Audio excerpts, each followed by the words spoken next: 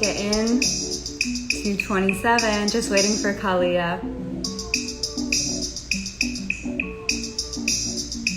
Hi everyone.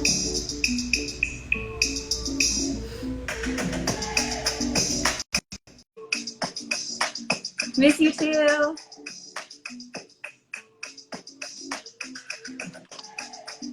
Hey. Hi. Hey guys. You ready to get into it? Yes. Welcome everyone. Let's give everybody like 2 seconds to come on in. Of course. How's your How day you been? been? We're both like, yay. I've had a great day. I've had a good day. My family had a talent show. So before this, I had a little family Zoom, which was fun. Wonderful. Yeah, very Who history won? filled. So a lot of family members did poetry. A lot of us are artists just in general. So it was cool. A lot of drawings, sculptures. What was your talent? I talked about 27. No, you didn't. Yeah. I talked about 27 and how you and I kind of came together to create this show to open up the door to talk more about race and the rights that we have. So yeah, I shared that about us. So hopefully some of my family is able to join tonight because that started at 6. So Oh wow. I think it's over now. But yeah, it was a really good time. What about you? How was your day? It was good. Yeah. I redid the bar. Okay. So just Oh, all the beautiful. clutter. It's needed right now, too. Yeah. You know, look, COVID time, there's nothing else to do. So enjoy yourself. I feel like every weekend we're like, oh, okay, like let's redo a part of the house, and it kind of just gets us in a good mood for the week. Yeah, you got to get your feng shui right. You know what I mean? Yes. Yeah, gets everything feeling good. So, guys, welcome. This is episode 4 of 27, where we discuss race and rights. And with race and rights, there are things that like sometimes we need to discuss, you know, and this show is to open up doors of discussion between people. So we want to do like a little throwback to the last episode. So during episode 3, Nova had referenced police officer pulling her over, and she had made some comments that I thought may have been out of context a little bit. So we had a conversation about it. And I don't think that normally when a person or a Black person hears their white friend say something, they feel like they can be like, so I feel like that might have been a little harsh, or like you maybe could have said that a different way. But Nova and I are really open that way, and we want to encourage everyone to do the same as well. So Nova wants to talk about what we talked about last week. Yes. So basically there was, and you said it so beautifully, but there was, I was speaking about an officer that pulled me over a long time ago. Mm-hmm. And like human nature gets you to trying to like identify with people you're close with, right? Right. Yeah. So, as you pointed out to me, no matter what the situation was, I wasn't really at risk of losing my life. So making light of that situation, especially right now, with everything that's happening, the countless lives that are like being pushed to the forefront, thank goodness again, kind of bringing that up was distasteful. And then like I also made a reference to, I had like a $400 ticket, and I made reference to it being maybe reparations, which is, I mean, looking back, it's very bad. I mean, we all say things that you feel like you're trying to say something else, but sometimes things come out a certain way. So, I mean, we all have to be open to, you know, giving each other feedback. Yes. Yes. But the best thing though is we had the conversation. We were like, oh yes, like tell me more. And then you spoke your truth. It made me have like a wow moment. So I can continue on like a good path. So I'm being a better person. But without everyone being comfortable having these conversations, like nobody's growing. Absolutely. Yeah. And the whole thing is that we all need to grow on both sides. You know, there's a lot of times that like we just automatically feel offended, so we don't even try to go forth. And then that doesn't get us anywhere. So the intention is to have conversations, maybe agree to disagree, but be respectful to each other. And you don't have to agree on everything all the time. But yes, receive feedback. Absolutely. Yes, everyone, take the feedback. Love it, internalize, like listen to it. It only makes you grow. And if growth you is don't painful. agree, yes. And if you don't agree with it, ask more questions. Yeah, because absolutely. A lot of times when there's disagreements, it's just because like people aren't like, you're not getting each other. Mm-hmm. Yeah, and you feel like you can't express your opinion, or that the other person isn't going to accept what you have to say. So, you know, you guys have to have a certain level of trust too. Definitely. So yeah. Yay. So now on to the Fourth Amendment. Yay. Episode 4, 27, the Fourth Amendment. 4. We're very excited. We're still friends after the previous conversation. We're always going to be. And we're moving forward. Yes. And we're moving forward to the fourth. Yes. To the fourth be with you. Yes. Yes. So the Fourth Amendment, guys, it's all about privacy. It's all about your right to have your privacy, to not have those rights infringed upon, to not have your home broken into without having a warrant, to not just be like searched or anything like that. So once again, you guys know how we do it. We start the show off by reading the actual amendment. Then we'll go into like what it means in layman's terms a little bit. We'll give you a little bit of precedent, and then we're going to talk real life facts as to how this affects us today. Yes. So no, you want to read the amendment, or you want me Sure. to read? Yeah. And real quick, we had a couple of really great comments. Brittany said, seek to understand, not to be understood. And then M. Goldie said, we are all part of the human family. So, yes. Very Absolutely. okay, so the Fourth Amendment, again, it's wordy and kind of confusing. So how it's written now is the right of the people to be secure in their persons, houses, papers, and effects against the unreasonable searches and seizures shall not be violated, and no warrants shall issue but upon probable cause, supported by oath or affirmation, and particularly describing the place to be searched and the persons or things to be seized. Okay, so it's a mouthful, right? Yeah. Basically, the Fourth Amendment was put into place for a protection. And why were they trying, like, why did they create this protection? Yeah. Oh. To you. To Nova. Like, why did they create Oh, it's a real question. Yeah. Rhetorical. Rhetorical. Originally they created it for, they wanted to make sure they talked about the persons. So that means wherever you are, the papers. So, wherever the objects are, and houses. So within your house. So they wanted to make sure it wasn't just limited to the house. And kind of like a little bit of backstory is, so as we know, the Bill of Rights was basically, the first 10 amendments are in answer to the tyranny that American colonists felt from the British Crown. So they, the British Crown had what they called general warrants, which is basically they could just stop you and say, you look suspicious, and give you a warrant, search you no matter where you are. They didn't have to justify anything. And we kind of see similar things happening now, because we've watered down laws so much, adding amendments to things and having precedents that are insane.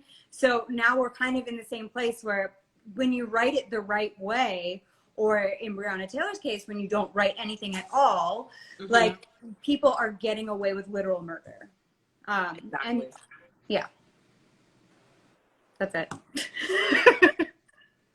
So that's the persons. Yes, that's the Yes. person. And that's why the law was created overall.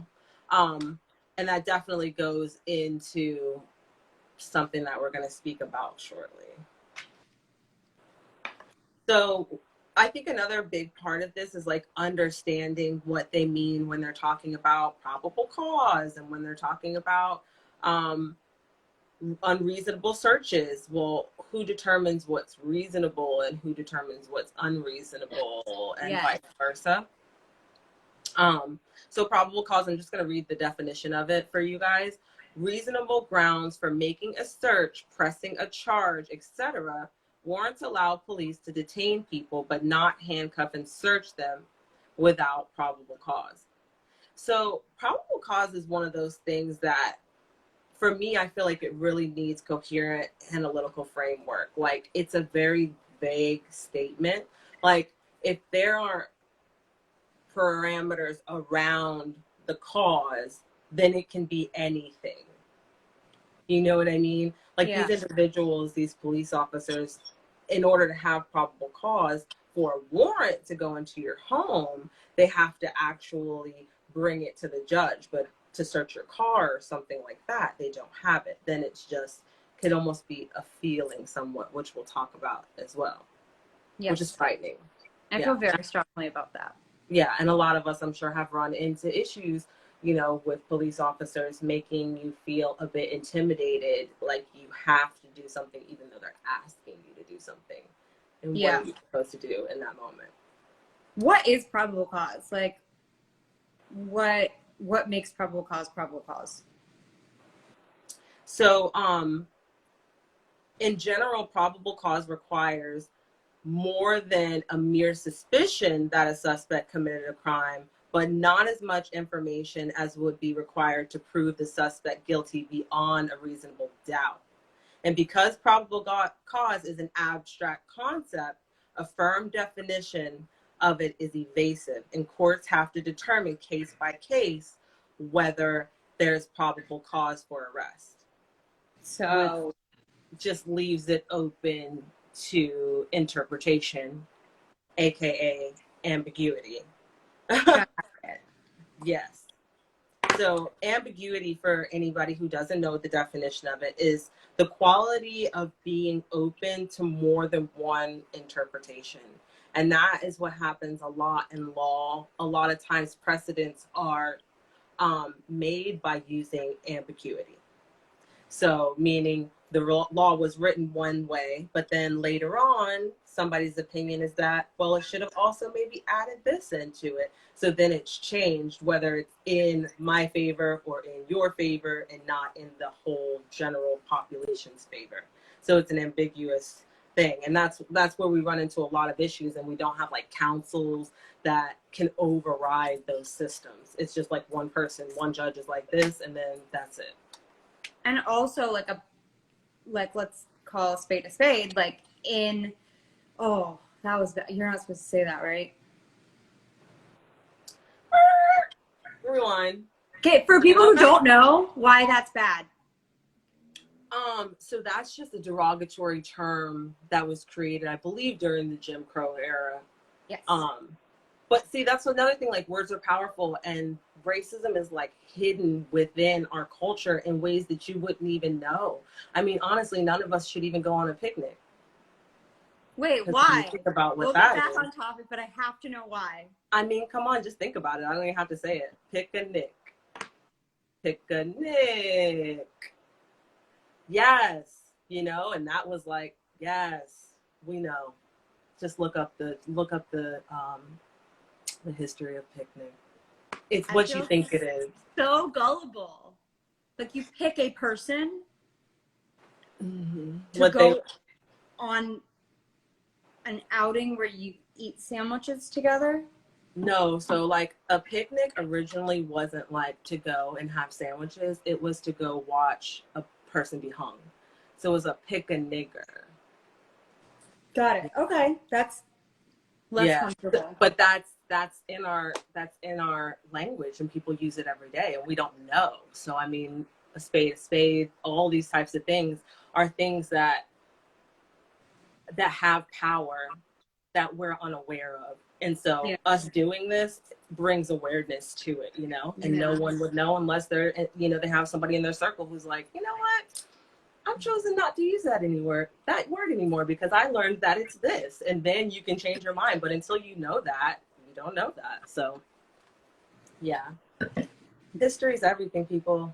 Sip from the 19 said, take a sip. It's okay. It runneth over. Look. That's what this is for. 19 I already knew.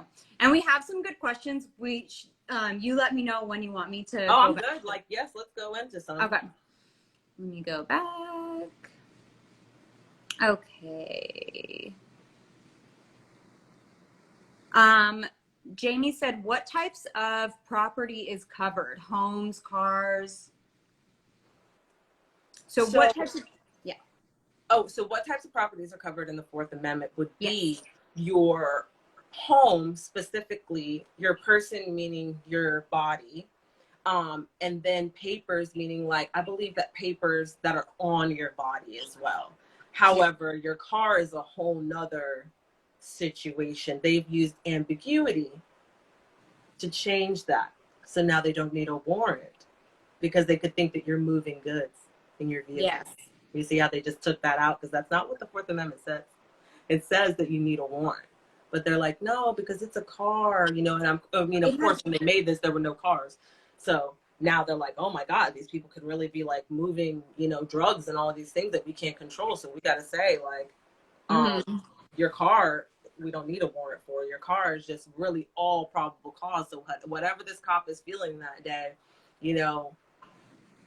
can get you in trouble, basically. But we'll talk a little bit about cars specifically, and what you can do if you're pulled over and how you can refuse to have your vehicle searched as well. If you want to we'll do like a few more questions and then I'll go back to the car. Cars are big. Everybody brace yourselves. Yes, 19 said, 19 said probable cause could mean anything according to them, especially if they feel you look suspicious. Exactly. Which is, yes. And then Shamar, well, let's take a break. Shamar said we both look amazing, which, oh, thank you. Look, we're not gonna shy away from people saying that. I appreciate that.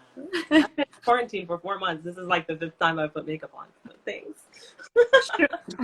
Shamar wants to know also, is there a different word to use for a blanket eating with a friend?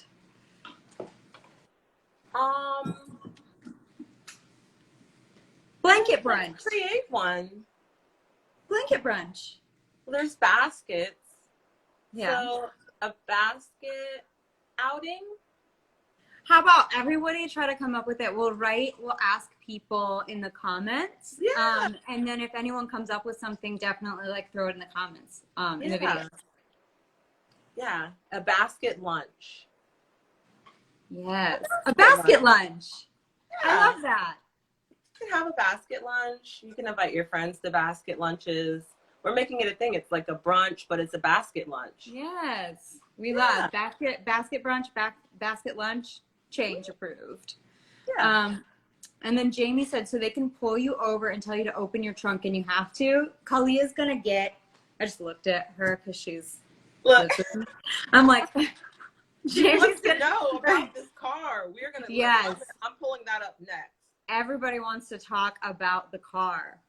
Because that's the biggest thing. Like, we hate having to feel like our stuff has to get searched. Like, what do you mean, can you look in my car? Like, what? Okay. No. Okay, so let's go ahead and talk about getting pulled over. Okay. Okay. So if you get pulled over, what were you going to say? No? I was going to ask a question. Yeah. Okay.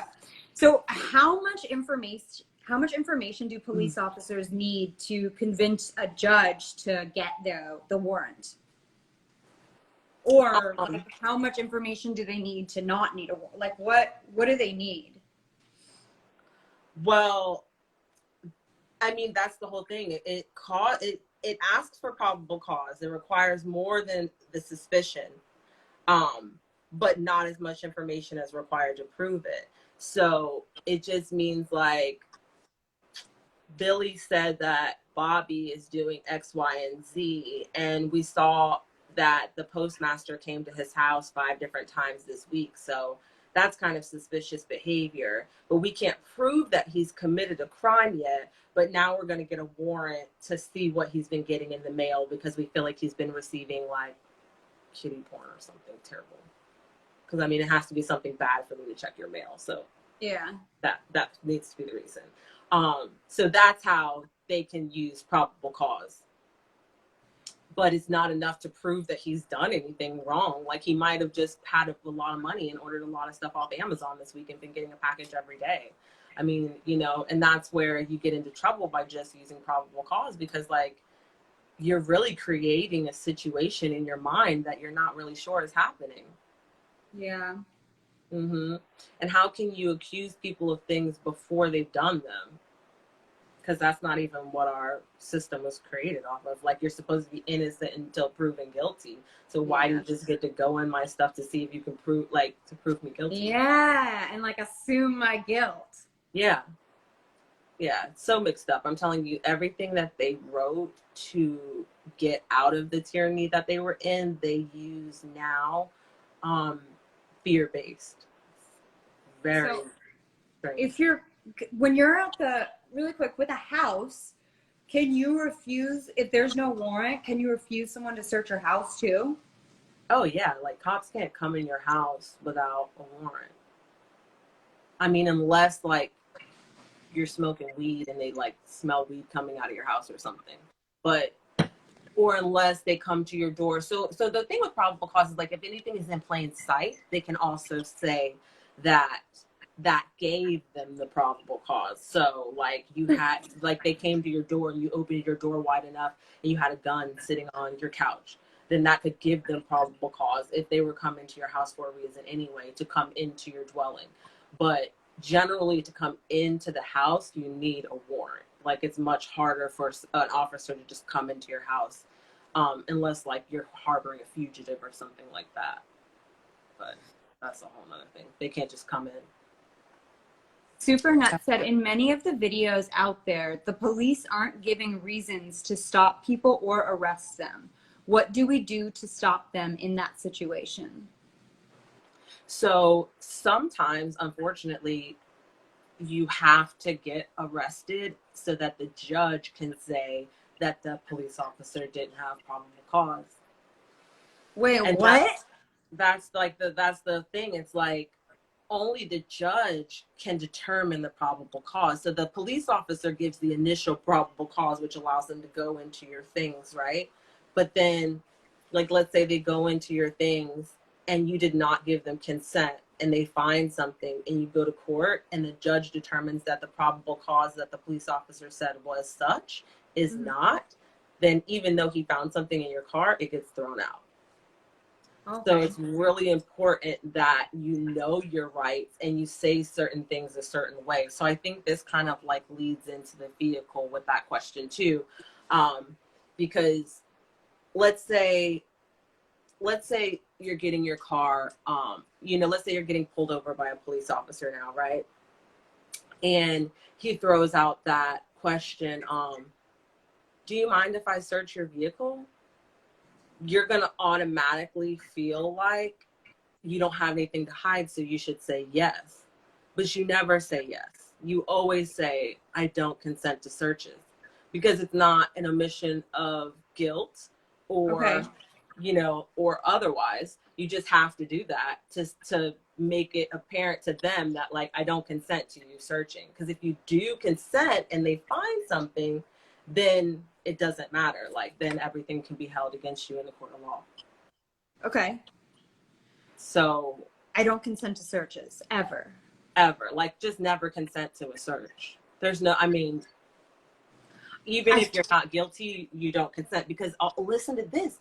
They can, that's how they plant things on you. When you consent to a search, like imagine how many times people have said, yeah, go ahead and search my car, and then an officer finds a gun in their car. Why the hell would I tell you could search my car if I knew there was a gun in my car? Yeah. Because you said yes, now when they take it to court and the judge looks it up, because you said yes, it doesn't even matter. Like, now it can't be thrown out because you allowed them to. So you always say no. It's like your main protection. Just like, no, y'all can't search it. Even if they do eventually search it, you still say no, because then when you get to court, you can say that I did not consent to it. Yeah. Your lawyer can use that. And if you don't say that, then you've lost your right. Busy said they always stop you with the tail light out story. I tried getting out and checking the light, and the policeman told me not to move. Standard sideward on his hand with his hand. So standing sideways with his hand on his guns. Mm-hmm. Which is So like crazy. the tail light was never even out? I mean, he probably didn't even let her see if the tail light was out. Yeah. But I think, like, I mean, as a Black person, I think we were watching something just recently, and it was like, oh, you always carry extra lights in your car. And I was like, oh, that makes sense. Like, you just have them in your car already. So if you ever are pulled over, you're like, oh, look what I have. Let me just go ahead and change it right now, officer. Like, you know what I mean? Because you have to be like thinking one step ahead of them. It's like you just have a little, and I used to carry extra lights with me. I haven't in years, but it jogged my memory again as to why I used to do that. Like, you just carry all those things. Yeah, you got to have all those things because those are all the types of things that open up open you up to police brutality or open you up to a situation that can escalate quickly. So you just want to prevent it. Being Black is like a whole different, it's like a completely different life. It's like the Hunger Games. Like this is the problem. We're talking about something serious, and I know you, and I'm close with you. You say some shit that makes me laugh because I know you, and I'm like, oh, this looks so. I mean, but Black people listen, and we have to laugh too because, like, if you didn't laugh as a Black person, we would be so depressed. I mean, listen, you gotta just. It is what it is, but I'm here. You know what I mean? I'm doing what I can. I'm being the change that I want to see. We're being the change that we want to see. So yes, ask for it, you know? Yes. Okay. I have like a smorgasbord of drinks over here. I know you guys see me like switching up to my Perrier and my wine. I like that.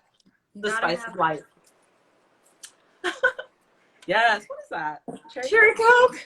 Cherry Coke. Tired from reorganizing my house. Don't judge. Cherry Coke. Busy also asked, are you resisting if you don't let them search your car?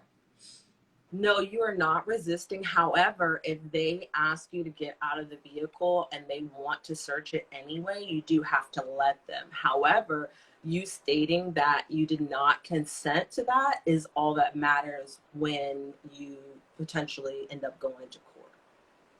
So that's what I mean. Like, sometimes you have to get arrested in order to get it thrown out, which is so frightening. But this is how the freaking law was actually written. Like, it's supposed to be a protection for you. It's supposed to protect you from them illegally and unreasonably searching you. And instead, they use it against you as a way to illegally search you, and unreasonably search you. So unfortunate. Also, what about your trunk? I remember, look, when I was a little younger, like, I was a little wilder, and if there was something that we wanted to make sure was not in plain sight, we would put it in the trunk. Mm-hmm. And it was said that it was safe there, that they weren't allowed to search your trunk. Is that fake? I don't think that that's fake, but it all determines whether or not they have probable cause to search your trunk.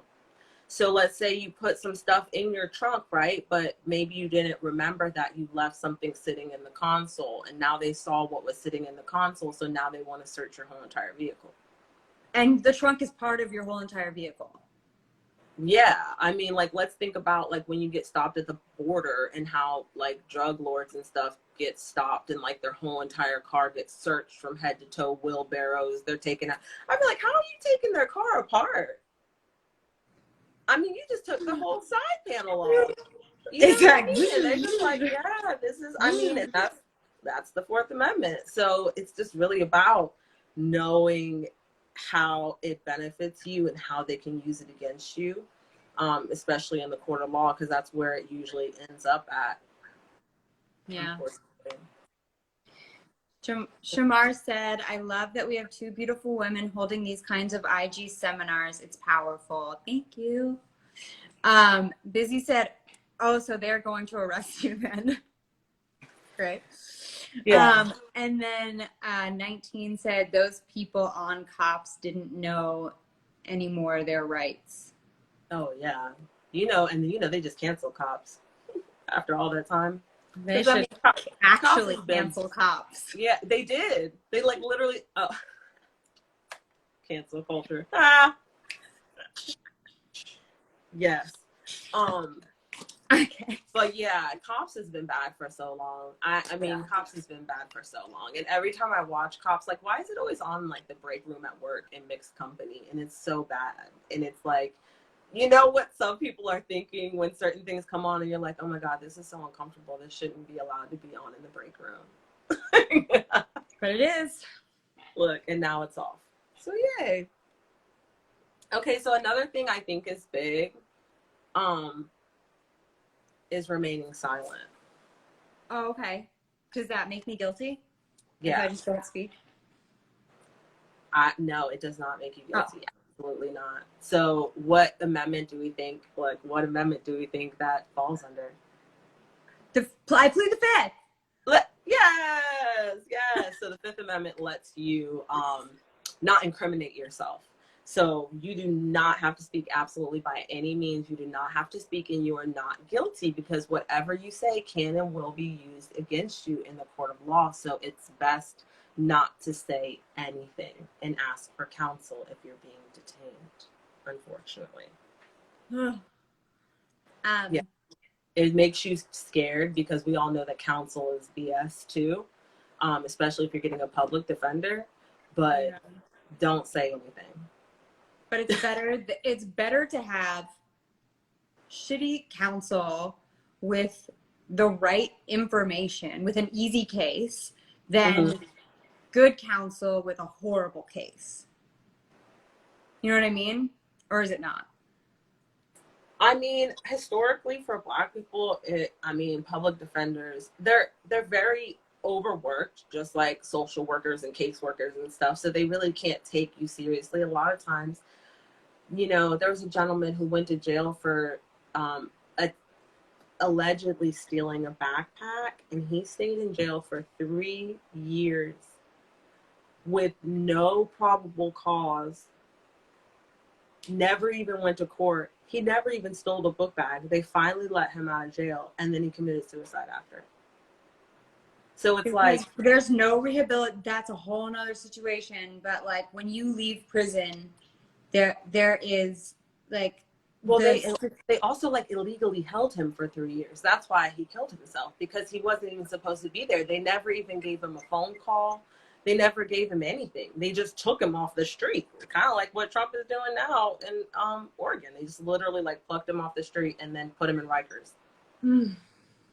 No, no due process or anything. So don't speak. Period.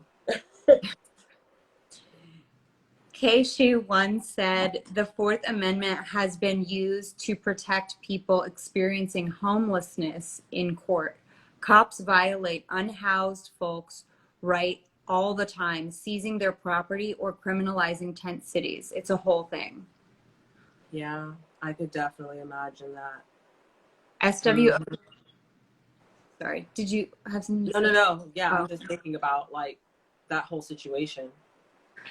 SW03 said a warrant is needed to search a vehicle if you do not consent. Oh, I didn't know that.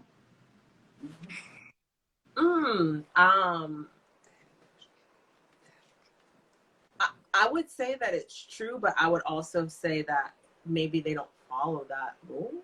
But a big piece of how they're able to get away with it with vehicles is stating, well, it's a vehicle, not that it's right, but the courts state that because it's a vehicle, it's mobile, and we don't need probable cause to search a vehicle because like evidence could be tampered with or go away before we have time to get the warrant, because it's a time heavy process. So they're saying, oh, well, like, because it's a time heavy process, like, we don't need the warrant. Right, which is crazy because, whose time? I'm the one who's going to be serving time. You just have to wait for the judge to wake up in the morning to get the warrant. Do you know what I mean? Yeah. So wild.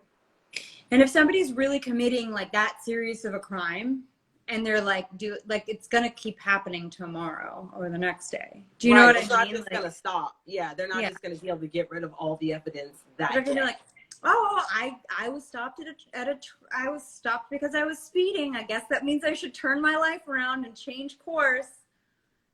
Like, Right. it's the most ridiculous thing I've ever heard that like you can't get. Right.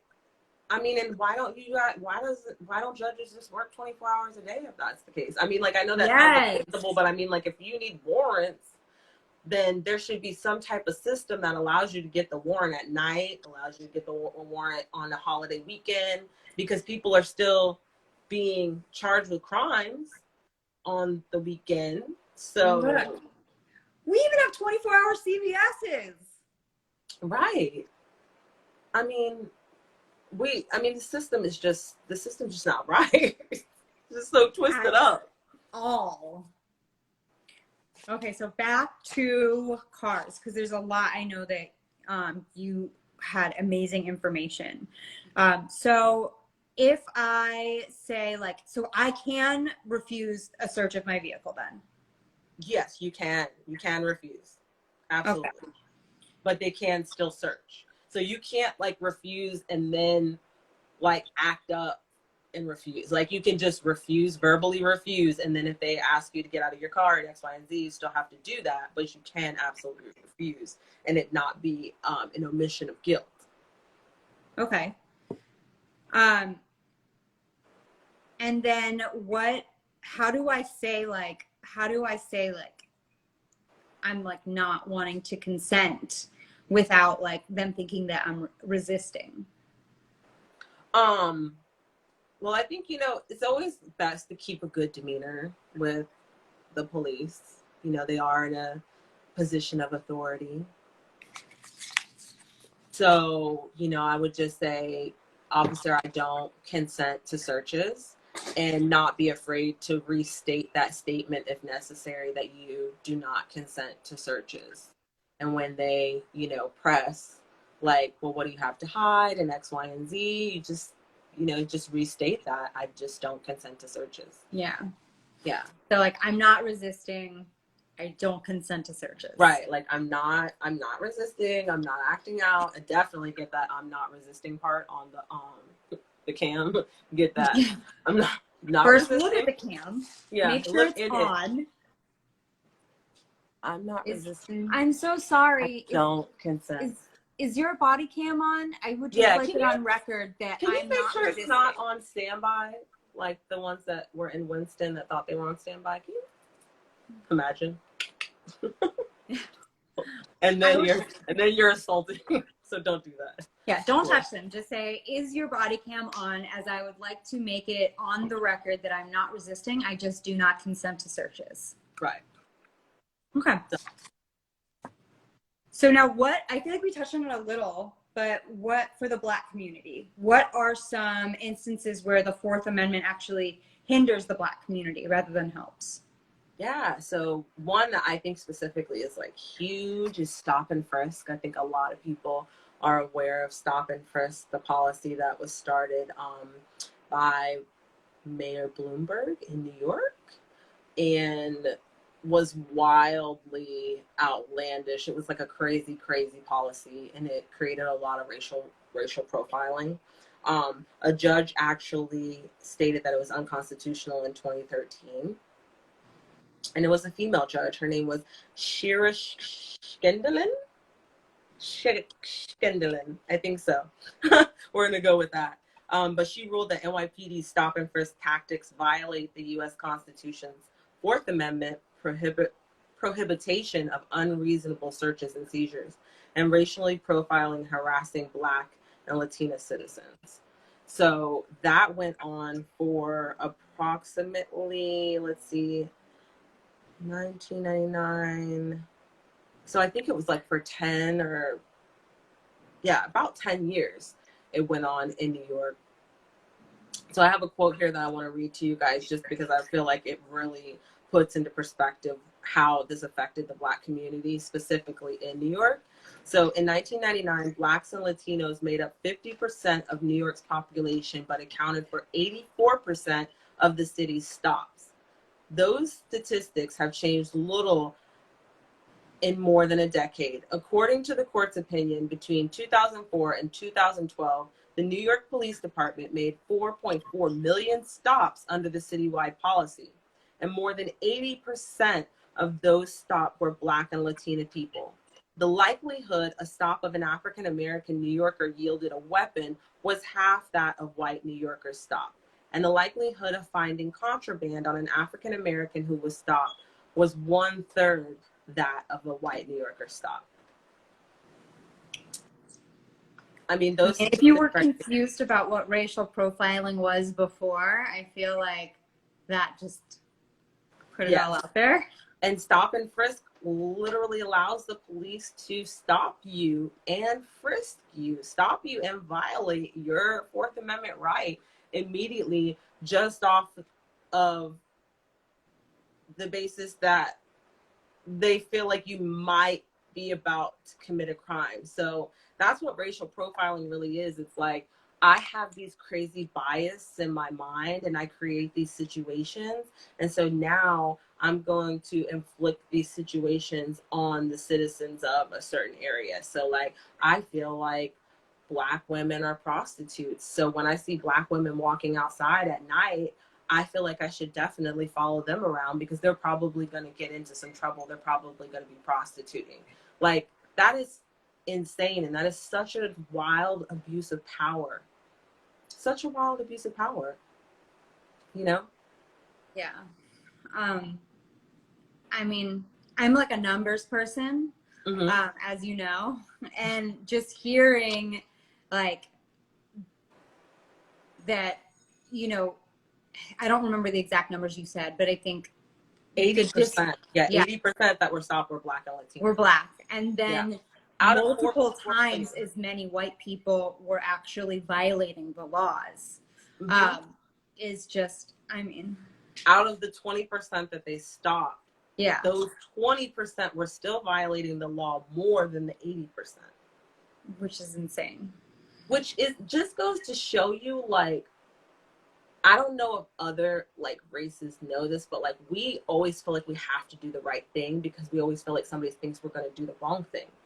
So not to say that people in my community do not do the wrong thing, but hypothetically speaking, like most of us are already thinking like, dang, we might get pulled over. Okay, I got to make sure I got my seatbelt on. I got to make sure I do X, Y, and Z. Or, you know, if I'm over here, okay, I got to make sure I don't act out too much because I feel like somebody's going to think X, Y, and Z. There's all these like weird little things that happen.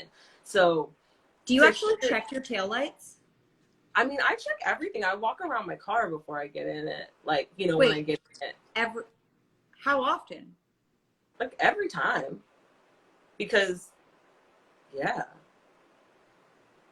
I mean, I try to just avoid situations. So, you know, we've talked about other things that like I've had to just kind of been like, well, you know what? I don't even want to create like confusion, so I just like won't really deal with it, which is unfortunate.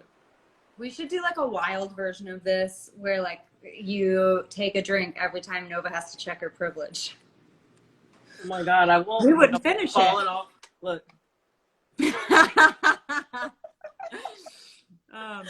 Okay.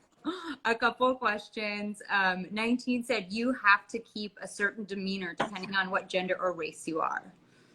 And M. Goldie said memorize your rights so the officers will know that you are not fucking around. But she didn't say fucking. I did. Yes. And FSC. All right. So what's next? Oh yes. Okay. So then we have pedestrian checks. Pedestrian checks are very similar to stop and frisk. So I found this really interesting that the last time this was really taking place was right after Mike Brown in Ferguson, right after he was shot. So I'm gonna read a little bit of this so that you can just kind of understand what was going on. So this incident involving a police officer seizing an African-American man and running a warrant check without any evidence that the man had engaged in any wrongdoing, right? So already you're just pulling him off the street and running a check without any type of knowing that he's doing anything. So you just walked out of your house, Nova, you're going to go to your mailbox, and you get stopped on the way to your mailbox, and the cop stops you and he sits you in his car and he runs a warrant check on you. Okay, so that's where we are right now.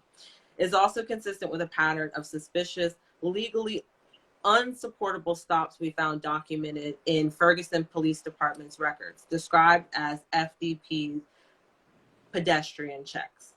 So though at times officers use the term to refer to reasonable suspicion-based pedestrian stops or Terry stops, they often use it when stopping a person with no objective for suspicion. For example, one night in December of 2013, officers went out and pedestrian checked those wandering around in Ferguson's apartment complexes.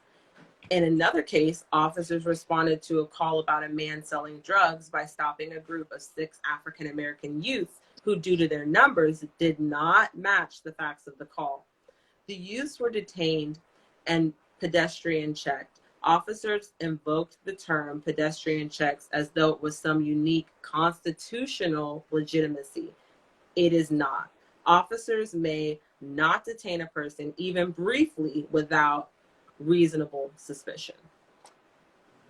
So right there, you can clearly see how racial profiling takes place and bias in a person's mind, i.e. an officer's mind, can taint a full police department. I mean, especially like when you have other people that are on the force with you, that are going out with you, and they see you doing things and they're not comfortable enough to like say, hey, I don't know why you did that, but that kind of made me feel uncomfortable. I feel like maybe that's not the right thing to do. Because you already know that you work in a culture where you can't say anything because this is the way the good old boys do it, which is you're even more implicit in the crime. Just crazy. It's all crazy. Busy said, I think this was from before, long trips only for me. It's too much for me. I don't understand that. Long trips only? Yeah. What does that mean? Maybe like being on the open road, like maybe there's less likelihood of being pulled over or something. Okay. See, for me, I get more nerved out. Oh, I hate really? Car. Yeah, maybe that's why I hate driving. Like, I always rather fly somewhere. Every time I decide to go somewhere, Pre-corona. Like, well, yeah, you know, now it's like really upsetting. Now I need my own private plane or something because I really do not like to have to drive. Illustrious Akeem Wayne said, slave patrol still exists in some of the police today. Can you explain what slave patrol is?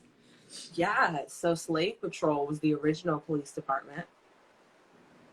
So when you hear people say that cops, the whole police force is based on slavery, that's what, like, it just turned into other things. Yeah, I mean, the police were created to catch runaway slaves. Yeah. That's what our police department here in the United States was founded off of.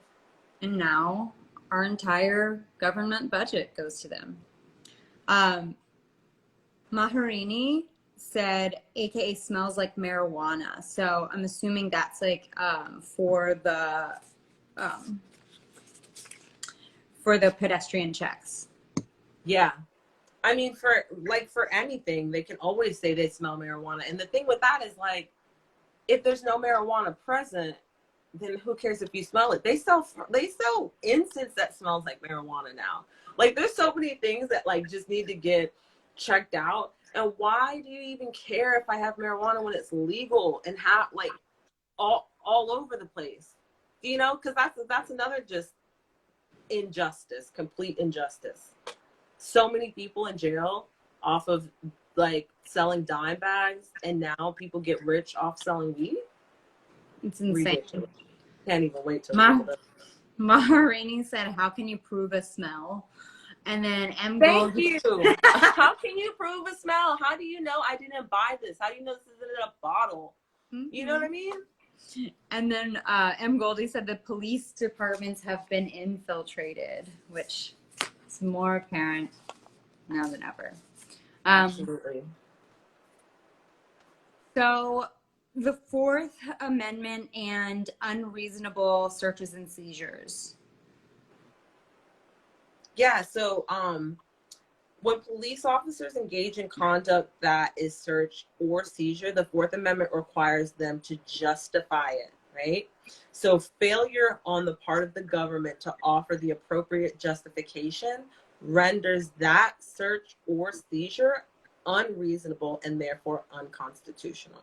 So the fact that they, will search your stuff and not tell you why they're searching it is unconstitutional. Like, they have to provide a reason for you, and that can be a reason why, if they don't provide it for you, that it gets thrown out in court, because it's the law that they tell you why. Like, what are you doing? Why are you searching my car? What reason did you have to search it? Like, they have to provide that for you.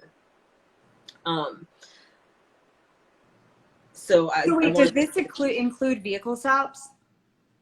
Yeah, they always have to tell you, like, whenever they're going to search anything, they have to tell you why. Okay. And if they don't tell you why, then when you get to court, let the judge know that, or let your lawyer know that no reason was provided for you. Got it.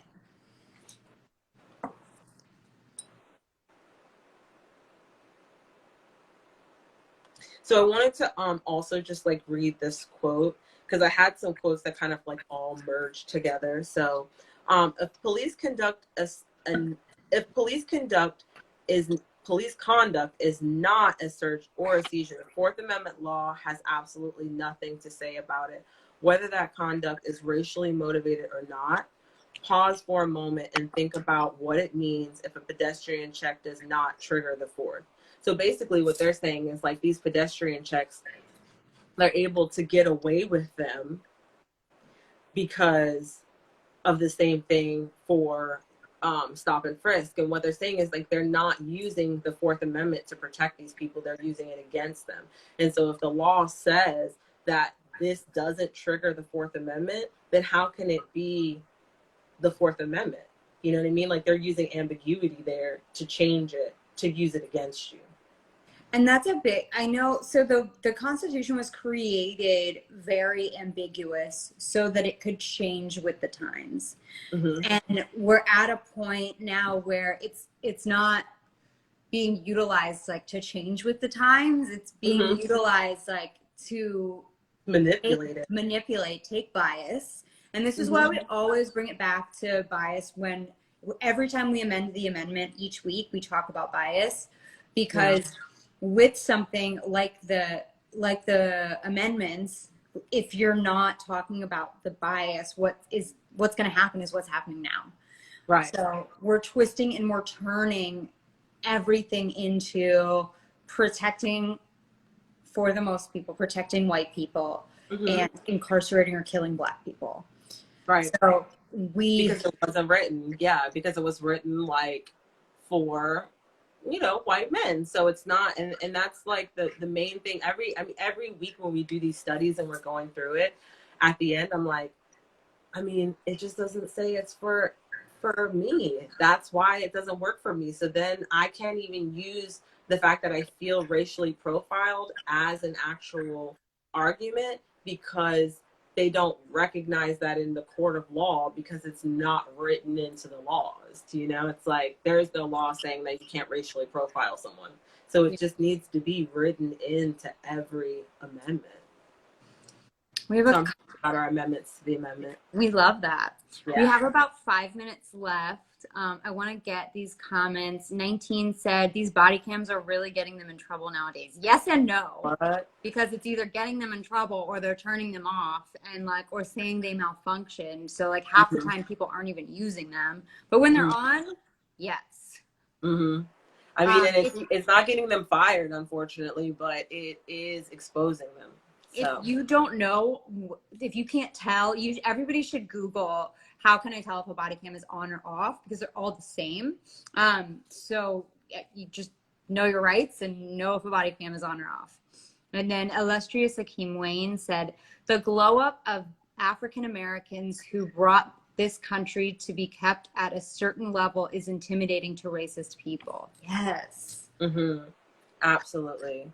Yeah, they fear they fear the power they know that we have, for sure. And they recognize it because they wouldn't have had us do the things that we did if they could have done it themselves. Yeah. So. And then Maharini said, so in one of the Ahmaud Arbery police videos that came out, it showed him sitting in his parked car and the cop there was trying really hard to say he smelled something and maybe saw a bag inside the car. And see, it's just so, how do you see a bag inside my car from like out, like, you know what I mean, from outside of the car? So that, I mean, like, and he knew he would have been full of it when he got to the court if a judge had heard that. Like, well, where do you mean? In what proximity were you even standing to the vehicle that you could see a bag of any sort? And were the windows open in the car? I mean, there's just so many questions that need to be asked before. And none of it even matters because that still doesn't give you the right to do what you did. Exactly. I think that we didn't really talk about it. And that kind of reminded me about the Terry stop and Terry search. So with that, it's reasonable. So with a, like, you have to have, I can talk. Oh, I was doing so good this It's always at the end.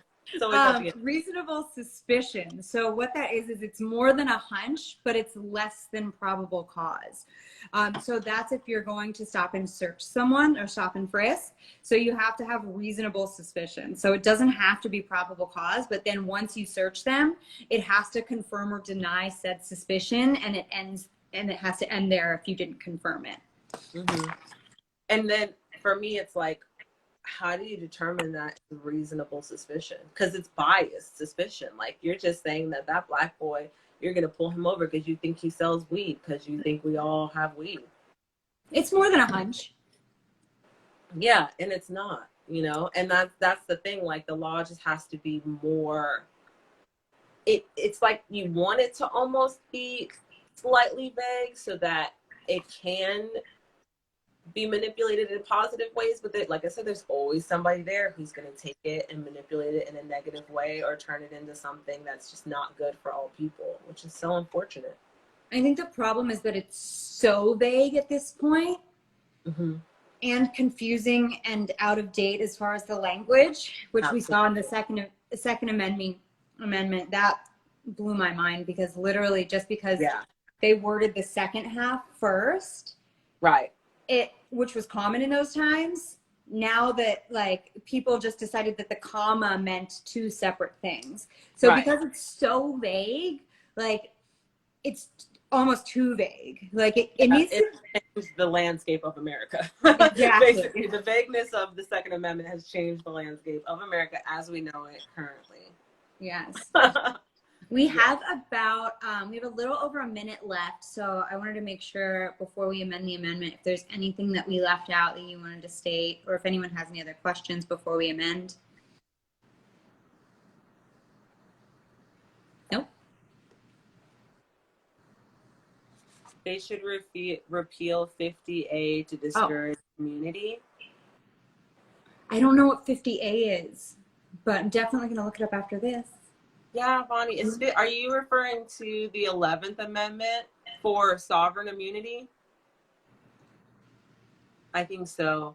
The 11th Amendment gives police the right to, it basically says that like killing people is part of their job, and that's how they can get off on murdering people all the time. It's part of their job description.